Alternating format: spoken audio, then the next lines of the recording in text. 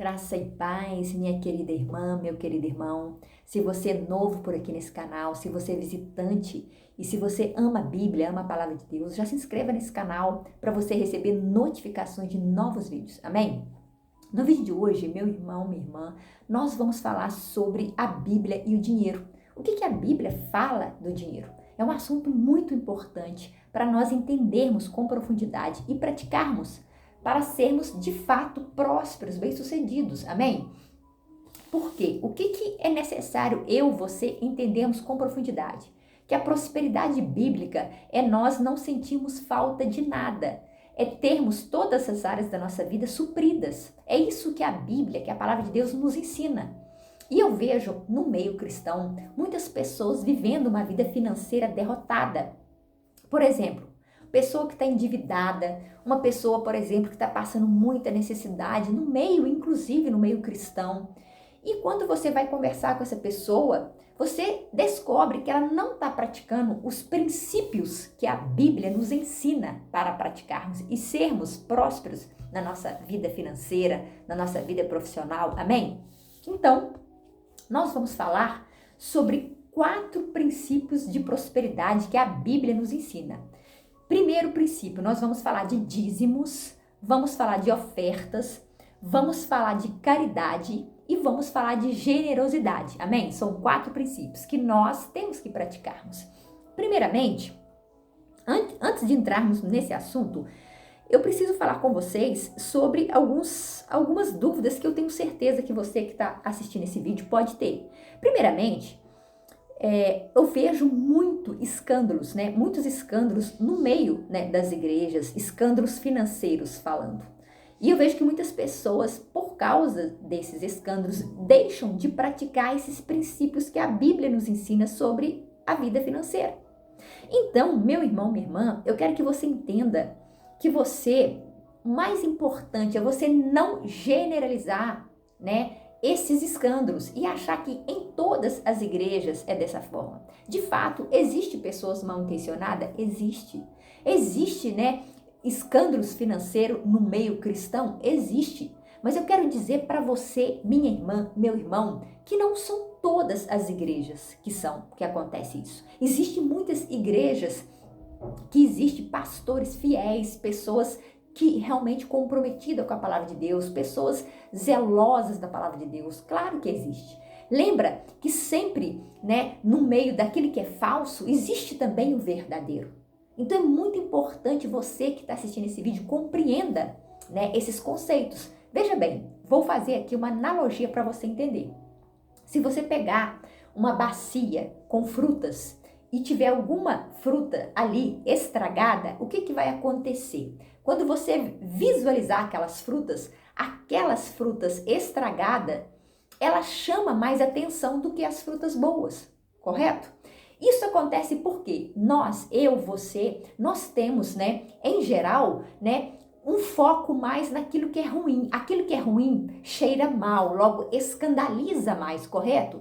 Mas isso não quer dizer que em todos os locais é dessa forma. Então, da mesma forma que existem essas pessoas mal intencionadas, que aproveita, de uma pessoa que não tem conhecimento da Bíblia, porque veja bem, se você é um estudante da Bíblia, você não vai cair no engano. Eu tenho certeza disso.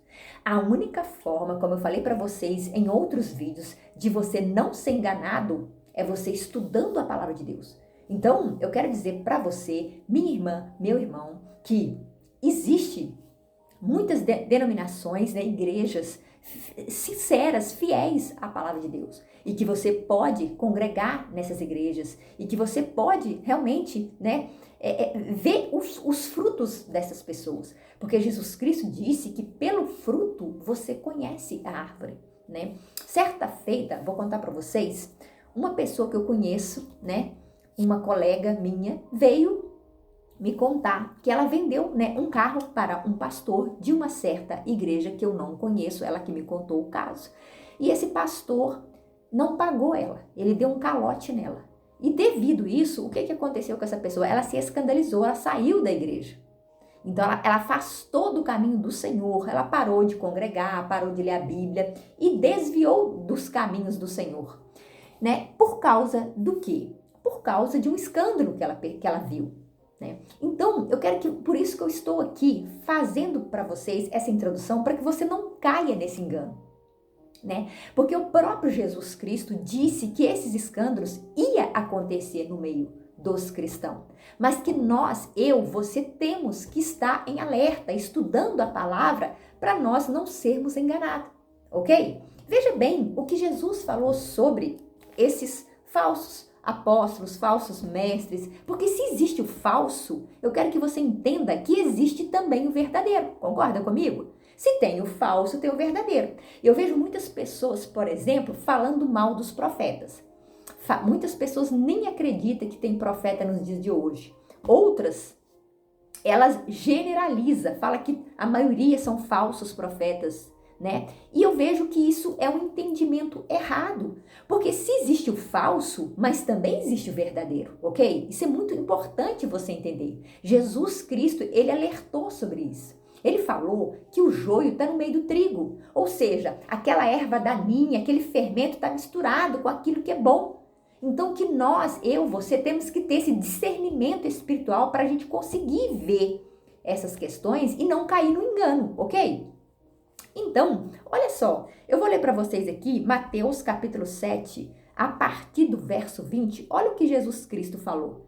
Portanto, pelos seus frutos os conhecereis.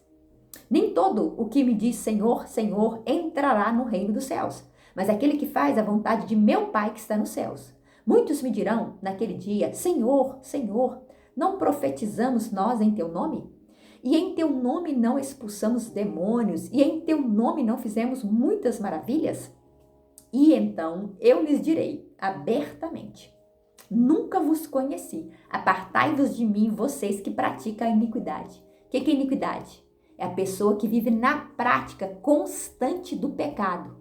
Então, é uma pessoa que engana os outros, que vive, né, numa prática constante de pecado. Ela não se arrepende, ela vive no pecado de forma deliberada.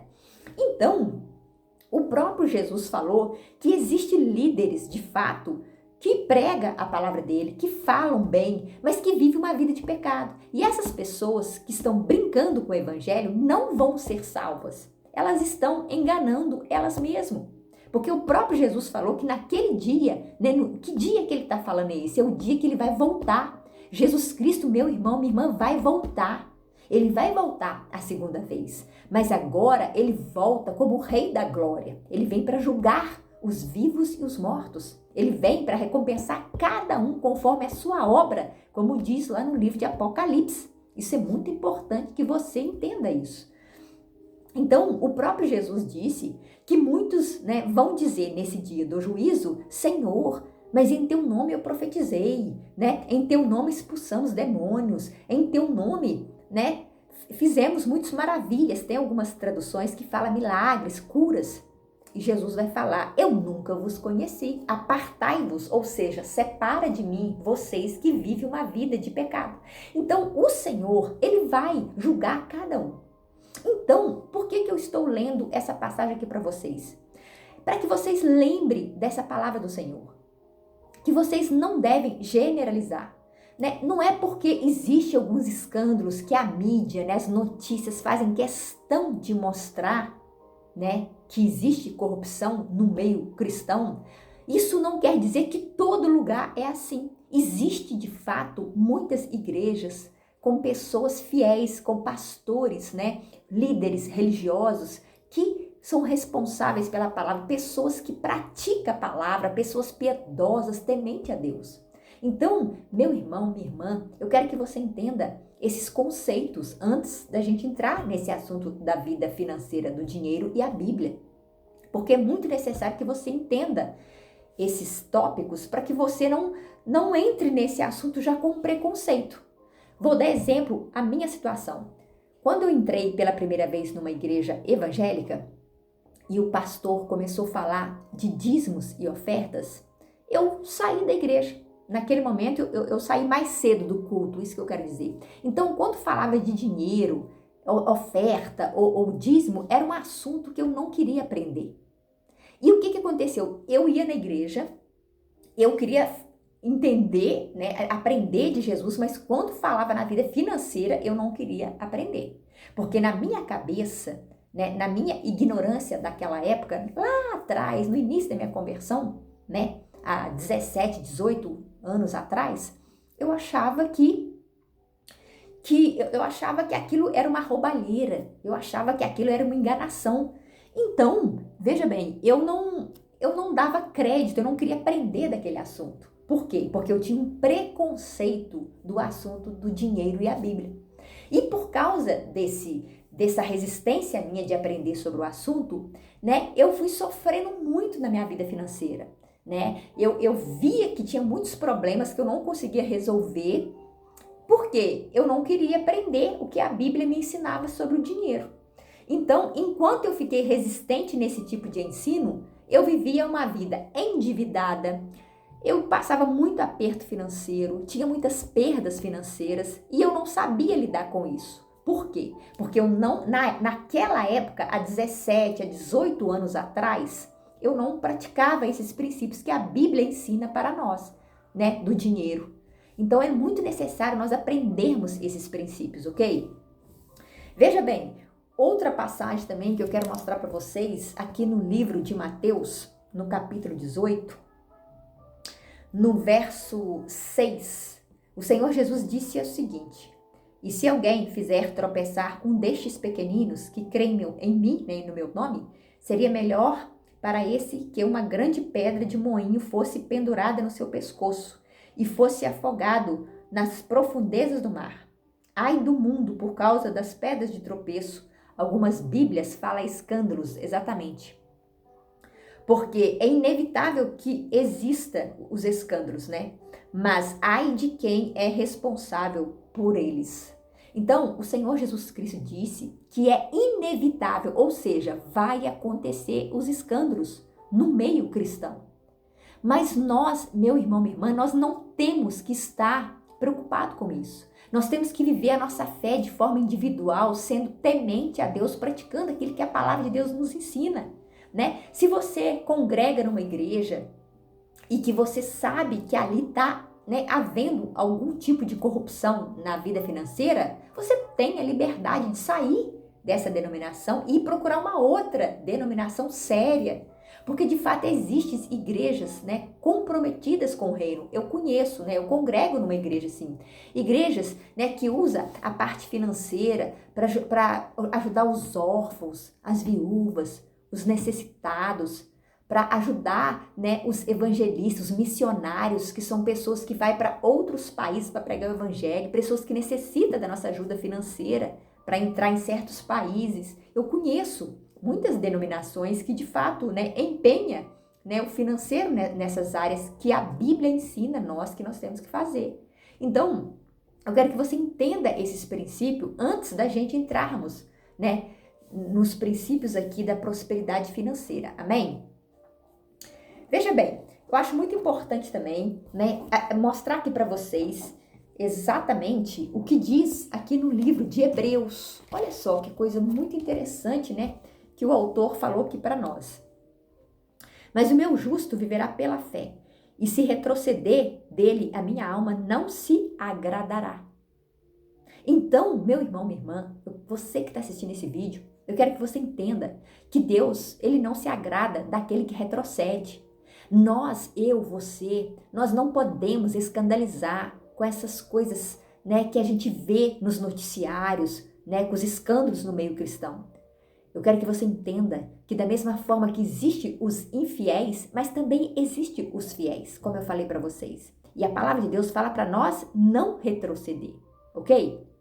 E aí, no verso 38, ele diz o seguinte: nós, porém, não somos dos que retrocedem para a perdição, mas somos da fé para a preservação da alma. Ou seja, nós temos que perseverar no caminho de Deus, praticando a palavra de Deus, até o dia da nossa redenção, até o dia que nós encontrarmos com o Senhor, até o dia, né, da salvação completa, porque nós fomos salvos aqui na terra quando nós cremos em Jesus e aceitamos Ele como Salvador.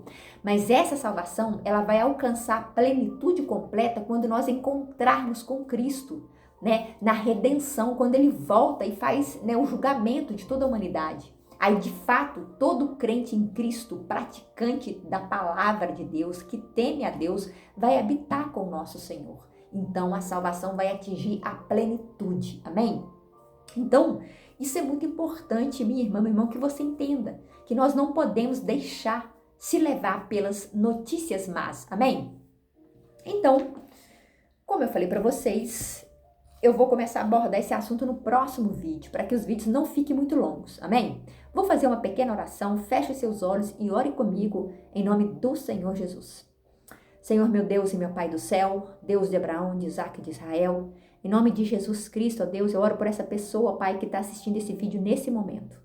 Ora, Pai, que o Teu Espírito Santo abra os olhos dela, Pai, para que ela entenda a questão da vida financeira, do dinheiro e da Tua palavra. Porque o Senhor, ó Deus, fala claramente sobre prosperidade financeira na Tua palavra. O Senhor nos ensina a praticarmos princípio que eu e todas as pessoas, ó Pai, que conhecem essa verdade, né, espera que nós possamos praticar esses princípios, ó Deus, para que nós possamos ser bem-sucedidos. A Tua palavra diz, ó Pai, lá no livro do profeta Isaías, que se nós quisermos e ouvirmos o Senhor e praticarmos a Tua palavra, ó Pai, nós comeremos o melhor dessa terra. O Senhor disse que aquele que pratica a Tua palavra vai comer o melhor dessa terra. Aleluia, Senhor. Então, meu Deus, eu oro para que essa palavra venha, Pai, trazer esse ensinamento para essa pessoa que está assistindo esse vídeo agora, no nome poderoso de Jesus. Senhor, tira dessa pessoa, Pai, todo engano, toda cegueira espiritual.